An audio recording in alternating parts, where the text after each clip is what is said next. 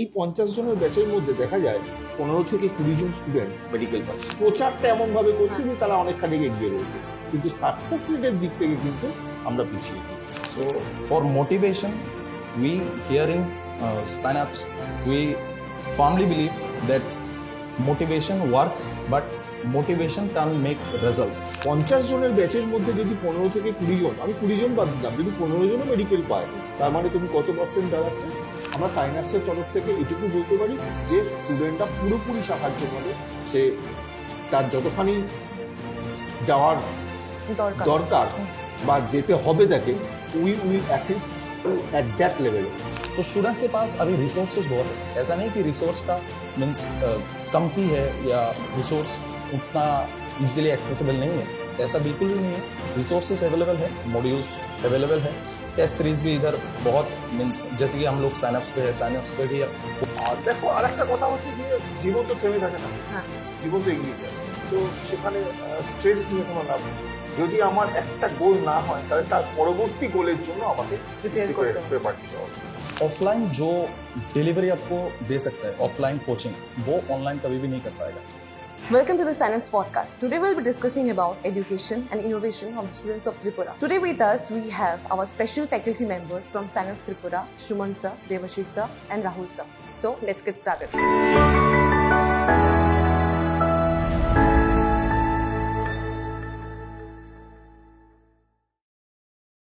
তো এটা আমাদের আজকে ফার্স্ট পডকাস্ট হতে চলেছে সাইন্যাপসের সাথে। তো আজকে আমাদের সাথে আছে দুজন মেন্টর, দেবাশিস স্যার আর রাহুল স্যার। তো আমার ফার্স্ট কোশ্চেন হচ্ছে তোমাকে নিয়ে, যে ডু ইউ থিঙ্ক যে ত্রিপুরার যে স্টুডেন্টগুলো আছে তারা কোনো ইউনিক চ্যালেঞ্জ ফেস করে compare to other cities like Kota, Mumbai বা দিল্লি? যদি হয়েও থাকে, যদি কম্পেয়ার হয়েও থাকে, তাহলে তুমি তাদেরকে কিভাবে সাইন্যাপস থেকে তুমি অ্যাড্রেস করা হয় বা হচ্ছে? অ্যাবসলিউটলি বুঝেছি তোমার পয়েন্টটা। কথা হচ্ছে গিয়ে এই মুহূর্তে ত্রিপুরার যারা স্টুডেন্ট রয়েছে তারা অবশ্যই বাইরের স্টুডেন্টদের সঙ্গে কম্পিট করবে, কিন্তু একটা কথা আছে, নিট হোক বা জেই মেন্স হোক, নিটে আমাদের এজিএমসিতে বা রিমসে আমাদের একটা কোটা রয়েছে, state quota, as well as JEE মেন্সেও আমাদের ত্রিপুরার জন্য একটা স্টেট কোটা রয়েছে। ইন স্পাইট অফ দ্যাট আমরা স্টুডেন্টদেরকে এভাবেই মোটিভেট করি যে তারা যেন এজিএমসি বা রিমস বা আমাদের এনআইটিতে আটকে না থাকে, তারা যেন সেন্ট্রাল পুল দিয়ে ভালো মেডিকেল কলেজ বা ভালো ইঞ্জিনিয়ারিং কলেজ পায়, সেন্ট্রাল পুল দিয়ে, সো দ্যাট তারা বাইরের কলেজগুলোতে অ্যাডমিশন নিতে পারে। ঠিক আছে, আর তার জন্য যে যে ব্যাপারগুলো কেয়ার নেওয়া দরকার সেগুলো আমাদের তরফ থেকে পুরোপুরি নেওয়া হয়। যেমন তুমি যদি একটা রেশিও দেখো, অনেক স্টুডেন্ট কোটায় যাচ্ছে বা ব্যাঙ্গালোর, হায়দ্রাবাদ যাচ্ছে, সেখানে কোটাতে ইউজুয়ালি যে ডিফারেন্ট ইনস্টিটিউশনগুলো রয়েছে সেখানে একসাথে 300 জনের একটা ব্যাচ পড়ে। এই 300 জনের ব্যাচে হার্ডলি একজন দুজন, ম্যাক্স টু ম্যাক্স 3 জন যারা ভালো রেজাল্ট করছে, মানে পাচ্ছে, মানে তারা কম্পিট করে পাচ্ছে। তার মানে তুমি যদি 300 জনের মধ্যে 3 জন ধরো, তার মানে তোমার রেশিওটা কত দাঁড়াচ্ছে বলো? 1%। 300 জনের মধ্যে 3 জন মানে 1%, তার মানে তাদের সাকসেস রেট 1%। ওরা ওই 1% সাকসেস রেটটাকেই হাইলাইট করছে, কিন্তু আমাদের এখানে 300 জনের কোনো ব্যাচ আমরা পড়াতে পারি না। আমাদের এখানে সে কথার কথা একটা 50 জনের ব্যাচ পড়াচ্ছি। এই 50 জনের ব্যাচের মধ্যে দেখা যায় 15 থেকে 20 জন স্টুডেন্ট মেডিকেল পাচ্ছে। 50 জনের ব্যাচের মধ্যে যদি 15 থেকে 20 জন, আমি 20 জন বাদ দিলাম, যদি 15 জনও মেডিকেল পায়, তার মানে তুমি কত পার্সেন্ট দাঁড়াচ্ছে? 30%। 30% স্টুডেন্ট আমাদের থেকে কি পাচ্ছে না, একটা জায়গায় যাচ্ছে আর কি। বা আমাদের কাছে যেই মেসে খুবই ভালো রেজাল্ট মেডিকেলের মতো, সেখানেও 30-40% স্টুডেন্ট। তার মানে তুমি দেখো ওখানে মাত্র 1% আর এখানে আমাদের সাকসেস রেট 30 থেকে 40%। তার মানে তুমি কোনোভাবে বলতে পারো যে কোটার যারা রয়েছে তারা আমাদের থেকে এগিয়ে রয়েছে? তাদের মেবি তাদের হাইলাইটিং বা তারা প্রচারটা এমন ভাবে করছে যে তারা অনেকখানি এগিয়ে রয়েছে, কিন্তু সাকসেস রেটের দিক থেকে কিন্তু আমরা পিছিয়ে নেই। আমরা হয়তো সেভাবে এই ব্যাপারটা হাইলাইট করতে পারছি না, এখানে আমরা পিছিয়ে রয়েছি। ঠিক আছে, আর নলেজের দিক থেকে বলো বা আমাদের মেন্টরশিপ থেকে বলো, আমরা সব ঠিকঠাক। ওখানে যেরকম যে লেভেলে পড়ানো হয় আমাদের এখানেও ঠিক সেরকম সেই লেভেলে পড়ানো হয়। আমরা উইদিন 8 to 10 মান্থ সিলেবাস শেষ করে দিই ক্লাস 11-এ, তারপরে রিভিশন ক্লাস হয়। ওখানে কি হয় আমি ঠিক জানি না। এখানে রেগুলার বেসিসে topic wise, chapter wise test নেওয়া হয়।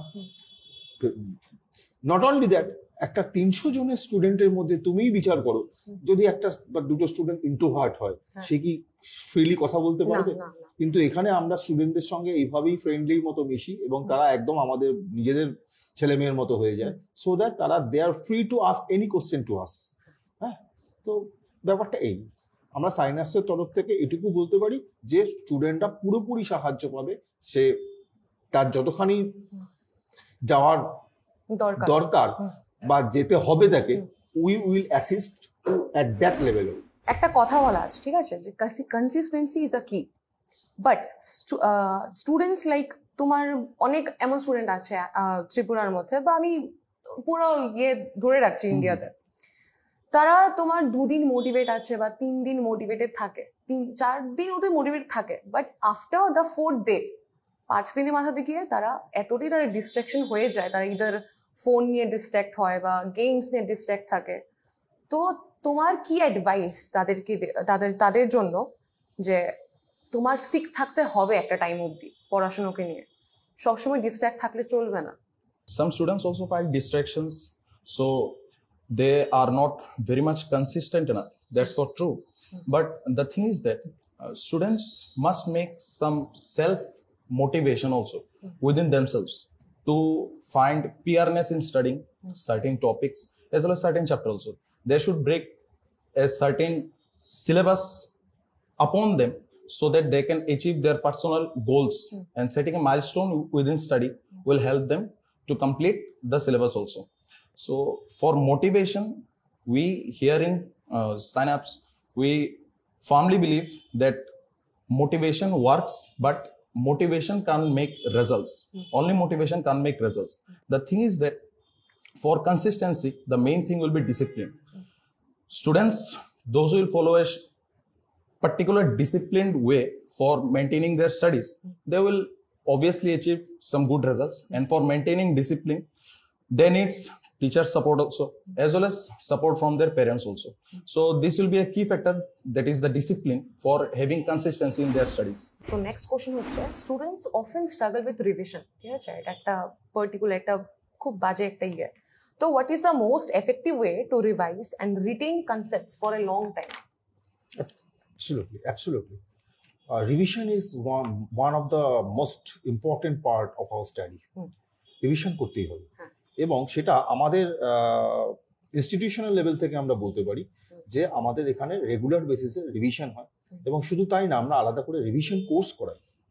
ঠিক আছে, শুধু তাই না, ব্যাপারটা একটু এইভাবে দেখো, আমরা একটা টপিক পড়াচ্ছি, তারপরে টপিকের উপর এক্সাম নিচ্ছি, তার মানে তার রিভিশনটা হচ্ছে কি হচ্ছে না?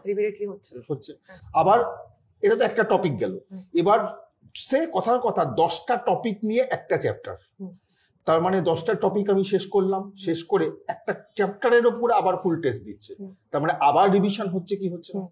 এরপরে 3টে বা 4টে চ্যাপ্টার আমরা করলাম, 3টে বা 4টে চ্যাপ্টারের উপরে ইউনিট ওয়াইজ আমরা আবার টেস্ট নিচ্ছি, তাহলে আবার রিভিশন হচ্ছে কি হচ্ছে না? এরপরে আবার বছরের শেষের দিকে আমরা আবার আলাদা করে রিভিশন, সে কথার কথা 11 ধরছি, আমি 11 ধরছি, 11-এর হাতে আমাদের কত মাস থাকে? 10 মাস টাইম থাকে হাতে, 8-9 মাস, 10 মাস টাইম থাকে। তার মধ্যে আমরা চেষ্টা করি 6 থেকে 7 মাসের মধ্যে উইদিন এইরকম ভাবে রিভিশন করে করে শেষ করা, তারপরে আবার এক্সট্রা রিভিশন করানো, যেটা আমরা সারা বছর 7 মাসে করেছি সেটা বাদ বাকি 2 মাসে একটা সামারাইজ করেছি।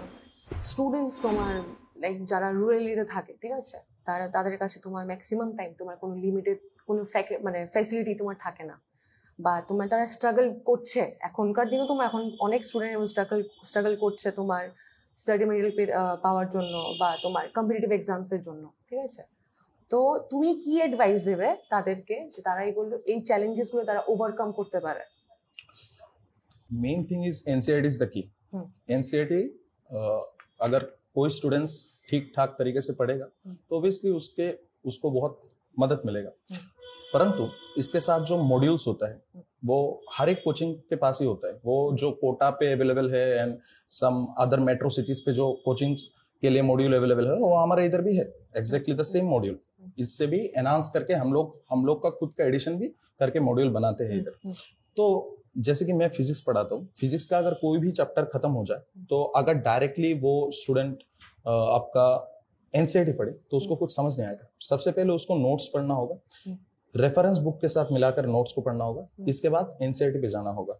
मॉड्यूल्स कोई फैक्टर नहीं है, मॉड्यूल्स कोई भी करे, लेकिन NCERT is the must. NCERT practice करना ही होगा। एनसीईआरटी के अकॉर्डिंग हम लोग इधर भी पूरी एनसीईआरटी पे ग्रिप रख के ही पढ़ाते हैं, फिजिक्स हो, केमिस्ट्री हो या बायोलॉजी हो। एनसीईआरटी के बाहर कुछ नहीं आएगा, सभी चीज एनसीईआरटी से आएगा, परंतु क्वेश्चन प्रैक्टिस के लिए मॉड्यूल्स करना होगा। एंड मॉड्यूल्स कहीं भी, सिर्फ हम लोग के यहाँ ही नहीं, हर जगह ही अवेलेबल है, हर एक इंस्टीट्यूट पे अवेलेबल है। तो स्टूडेंट्स के पास अभी रिसोर्सेज बहुत है। ऐसा नहीं कि रिसोर्स का मीन्स कमती है या रिसोर्स उतना इजीली एक्सेसिबल नहीं है, ऐसा बिल्कुल भी नहीं है। रिसोर्सेज अवेलेबल है, मॉड्यूल्स अवेलेबल है, टेस्ट सीरीज भी इधर बहुत मीन्स, जैसे कि हम लोग साइनअप्स पे है, साइनअप्स पे भी कोटा का एक इंस्टीट्यूट है हमारा नीट प्रेप नाम का, तो नीट प्रेप का टेस्ट सीरीज भी होता है इधर। तो सब कुछ जो बाहर एक्सेसिबल है वो इधर भी सब कुछ एक्सेसिबल है। और हम लोग जो कंटेंट देते हैं क्लास पे वो भी कोई डिफर नहीं करता, बाहर का कंटेंट से कोई डिफर नहीं करता। हम लोग का कंटेंट एकदम प्रायर कंटेंट है, जो चीज चाहिए वही चीज को हम पढ़ाते हैं। इससे कोशिश करते हैं थोड़ा बहुत आउट ऑफ द बॉक्स जाके भी पढ़ाने का, लेकिन कम नहीं पढ़ाते हैं। और हम लोग अपना सिलेबस को लेकर बहुत स्टैंड आउट है। Syllabus we have to complete within 10 to 11 months. Class 11 same goes for class 12 also. Within 10 months we complete the syllabus. Same as for repeater also. जैसे कि मई महीने के 5 तारीख को इस साल का नीट हुआ था 2024 का, हम लोग ने रिवीजन कोर्स भी चालू कर दिया। रिपीटर का फुल सिलेबस खत्म करके अभी हम रिवीजन कोर्स भी करा रहे हैं। तो हम लोग सिलेबस पे पूरे एकदम डटे हुए हैं, सिलेबस फुल्ली कवर करते हैं। कोई भी ऐसा चीज नहीं होता जिसको हम स्किप करते हैं, मिस करते हैं। पूरा एनसीईआरटी भी जो भी चीज है सब कुछ ही कवर करते हैं हम। तो अकॉर्डिंग टू योर क्वेश्चन, जो मटेरियल्स वगैरह के बारे पे है, प्रॉपर यूटिलाइजेशन ये स्टूडेंट के ऊपर है। ये स्टूडेंट कितना एफर्ट्स दे रहे हैं यूटिलाइज करने के लिए चीजों को। सभी चीज एक्सेसिबल है, सभी चीज ही एक्सेसिबल है। तो वो स्टूडेंट के ऊपर है कितना वो ले पाता है। এটার সঙ্গে আমি আরেকটা কথা অ্যাড করতে চাই, যেটা তুমি বললে যে রিমোট এরিয়া। আমাদের ত্রিপুরা রাজ্যে যে সমস্ত রিমোট এরিয়াগুলো আছে তাদের সেই সমস্ত স্টুডেন্ট বা তাদের গার্জেনদের কাছে আমি একটা কথা বলি। আমাদের সাইন্যাপসে physics, chemistry, biology total module ready, তো তারা এখানে এসে আমাদের মডিউলগুলো দেখতে পারে। নাম্বার 2, আমাদের এখানে 3 থেকে 4টে টেস্ট সিরিজ চলে। তুমি এক্ষুনি বলেছো যে তারা প্রিপারেশন মানে এক্সাম দেওয়ার ব্যাপারটা তারা স্ট্রাগল করে। যারা ত্রিপুরা স্টুডেন্ট, যারা বাইরে গিয়ে এক্সাম দিতে পারছে না, তারা এখানে এসে মানে আগরতলা আমাদের সেন্টারে এসে এক্সাম দিতে পারে। NEET prep is from Kota, NEET prep দিতে পারে, অ্যাজ ওয়েল অ্যাজ আমাদের নিজস্ব কিছু এক্সাম রয়েছে, সেই এক্সামগুলো দিতে পারে। আর আমাদের সাইনআপসের অ্যাপও আছে, যেখানে আমাদের ক্লাসগুলি পুরোপুরি লাইভ হবে। এখন রিসেন্টলি স্টার্ট হবে এটা লাইভ ক্লাস, একদম ক্লাসের শিডিউল অনুসারে লাইভ ক্লাস রেকর্ডেড থাকবে, ক্লাসে রেকর্ডও থাকবে। এটা যদি ওই সময় যদি নাও দেখতে পায় তো পরেও ওইটা দেখতে পারবে। সাইনআপসের নিজস্ব অ্যাপ আছে আমাদের, তো ওই ক্লাসে লাইভ ক্লাসও করতে পারবে।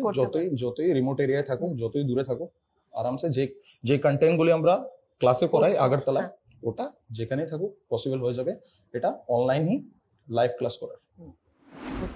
তো নেক্সট কোশ্চেন হচ্ছে, অনলাইন প্ল্যাটফর্মস বা ডিজিটাল টুল যেগুলো আমরা জানি, ঠিক আছে, এগুলো আজকাল খুব বাড়ছে, ঠিক আছে। তো how can student from smaller town use technology effectively without becoming distracted by it? Online हो या ऑफलाइन, अगर स्टूडेंट्स का डिटर्मिनेशन सही है तो रिजल्ट कहीं से भी बन सकता है। परंतु जो चीज है ऑफलाइन, जो डिलीवरी आपको दे सकता है ऑफलाइन कोचिंग, वो ऑनलाइन कभी भी नहीं कर पाएगा। ऑनलाइन और ऑफलाइन पे आप छोटा सा ही डिफरेंस समझिए। ऑफलाइन पे सिंसियरिटी ज्यादा होता है, ऑनलाइन पे सिंसियरिटी कम होता है, क्योंकि उधर डिस्ट्रैक्शन ज्यादा आ जाता है। कभी कभार क्या होता है, वाइल ऑनलाइन क्लास सभी के पास लैपटॉप का एक्सेसिबिलिटी नहीं है, तो कभी कभार ऑनलाइन क्लास पे व्हाट्सएप पे एक नोटिफिकेशन आ जाता है, इंस्टाग्राम का सभी स्टूडेंट्स लोग का भी ये सब होता ही है, इंस्टाग्राम पर कभी कभी नोटिफिकेशन आ जाता है, तो ये डिस्ट्रैक्ट होकर उस ऐप पे चले जाता है, ऑनलाइन ऐप से हटकर, ऑनलाइन लर्निंग ऐप से हटकर। अब जैसे कि हम लोग भी रेगुलर, पहले जब हम लोग छोटे थे तब हम लोग टीवी पे शो देखते थे, वो पर्टिकुलर टाइमिंग पे शो होता था, वो उसी टाइमिंग पे हम एकदम सिंसियरली बैठे रहते थे शो देखने के लिए। अभी हमारे पास वेब सीरीज आ गए एप्स पे, तो हमें जब भी मन चाहे हम तब भी देख सकते हैं। तो उधर जो होता है, इधर मेन डिफरेंस ये होता है कि ऑनलाइन कोई बुराई नहीं है, ऑनलाइन से भी रिजल्ट होता है, ऑफलाइन से भी होता है, ऑनलाइन से भी होता है, लेकिन ऑनलाइन का जो है डिस्ट्रैक्शन ज्यादा हो जाता है एज कम्पेयर टू ऑफलाइन। अब ऑफलाइन पे क्या होता है, ऑफलाइन पे क्योंकि स्टूडेंट्स को आना होता है सेंटर, उसका एक मींस अलग सा डिटर्मिनेशन एज वेल एज उसका एक सीरियसनेस रहता है। कभी कभार सडन टेस्ट भी होता है और हम लोग साइनअप्स पे रेगुलर टेस्ट लेते हैं, ऑनलाइन पे उतना टेस्ट नहीं हो पाता। तो जो टेस्ट अगर होता भी है तो वो एक मींस फुल टेस्ट होता है, कोई पार्ट टेस्ट वाइज ऑनलाइन पे नहीं होता, ऑनलाइन के क्लास पे नहीं होता। तो ये पार्ट टेस्ट ऑफलाइन पे ही मिलता है। तो ऑफलाइन पार्ट टेस्ट से आपको क्या मिलता है, आपको एक बूस्ट मिलता है ताकि आप कंप्लीट चैप्टर का एक मींस प्रॉपर वे पे सॉर्टिंग कर सको, आप जान सको कि कौन से पार्ट पे आपका वीकनेस है, कौन से पार्ट पे आपका मींस स्ट्रॉन्ग होल्ड है। तो ये डिफरेंशिएट करने के लिए offline is much better. And जितना भी ऑनलाइन है, ऑफलाइन को कोई बीट नहीं कर पाएगा। ऑनलाइन कभी भी ऑफलाइन को बीट नहीं कर पाएगा, ऑफलाइन से ज्यादा सिलेक्शन रेशियो रहेगा। ये वही जो बात है ना, ऑनलाइन और ऑफलाइन का अगर तुम रेशियो देखोगे सक्सेस रेट, ऑनलाइन का सक्सेस रेट से ऑफलाइन का सक्सेस रेट बहुत बढ़ जाएगा। And not only that, from very childhood we have come to know, we believe that in study there is a good relationship between student and teacher. Yes.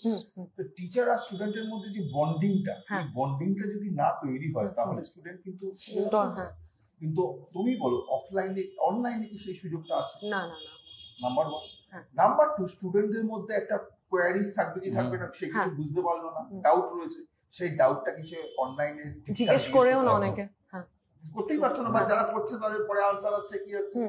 আমি আমার নিজের ব্যক্তিগত স্টুডেন্টদের যারা অনলাইন করে হয়তো আমার কাছেও পড়ে বল, কিন্তু আমরা এখানে ওদের ডাউট থাকলে আমাদের এখানে আলাদা ডাউট ক্লিয়ারিং সেশন রয়েছে, সেই ডাউট ক্লিয়ারিং সেশনে আমাদের সেই ডাউটটা আমি ওকে বোঝাতে পারছি, সেটা অফলাইন বলেই বোঝাতে পারছি। নেক্সট কোশ্চেন হচ্ছে, exam stress is one of the biggest challenges student face, ঠিক আছে? What advice would you give to student to manage stress during preparation? তোমরা কি অ্যাডভাইস দিতে চাও স্টুডেন্টসের জন্য যারা ম্যানেজ করতে পারে এক্সামে? তো এক্সামটা পুরো এত স্ট্রেস এক্সামের তোমার হয়ে যায় স্টুডেন্টসের জন্য, তারা মেন্টাল হেলথ পুরো বাজে হয়ে যায়। তোমাদের কি অ্যাডভাইস তাদের জন্য যে তাদের প্রিপারেশনের সাথে তাদের মেন্টাল স্ট্রেসও তোমার ঠিক থাকবে?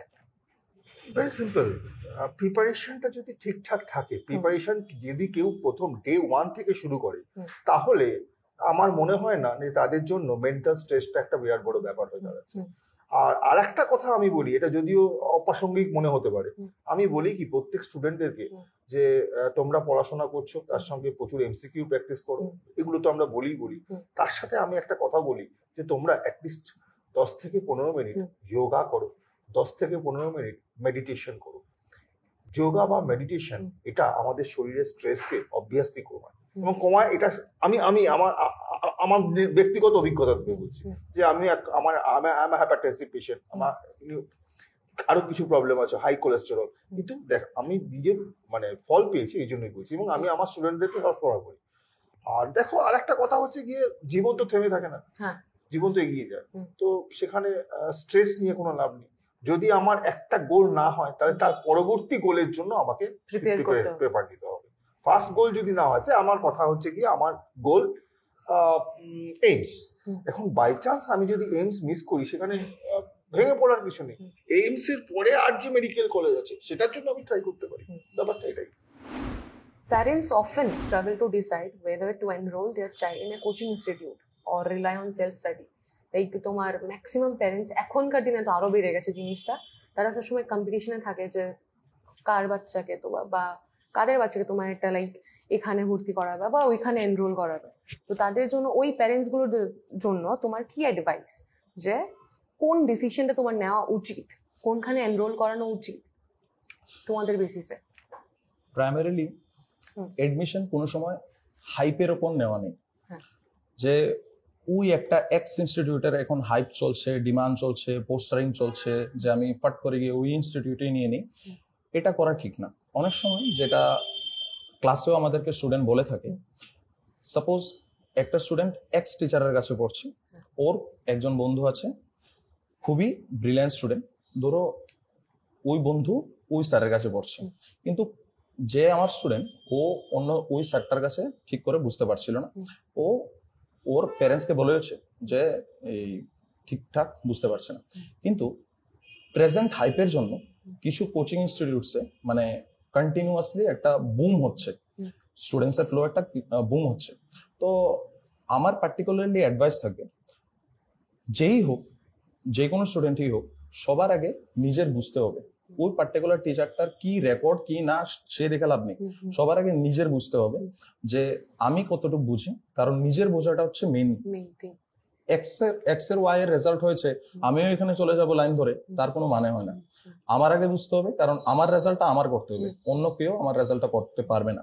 আর আমি যতটুকু মনে করি, আউট অফ 100%, 90% হচ্ছে নিজের সেলফ এফোর্ট, 10% টিচার তোমাকে হেল্প করবে সিলেকশনের জন্য। হ্যাঁ, অবভিয়াসলি তুমি যদি টিচারের কাছে কনসেপ্টগুলি ক্লিয়ার না হও, তো অবভিয়াসলি এটা তোমার 90% তুমি দেবে কি করে? তো সবার আগে টিচার খুব বুঝে শুনে, ইনস্টিটিউট খুব বুঝে শুনে নিতে হবে। এখন এই ব্যাপারে আমি রাহুল স্যারের সঙ্গে একটা কথা অ্যাড করতে চাই। আমি বলি ইনস্টিটিউশন প্রচুর। এবার কথা হচ্ছে কোনো ইনস্টিটিউশনের সামনে তুমি গিয়ে দেখলে যে সেখানে টপ র্যাঙ্কার, যে 1 নাম্বার র্যাঙ্ক করেছে তার ছবি লাগানো।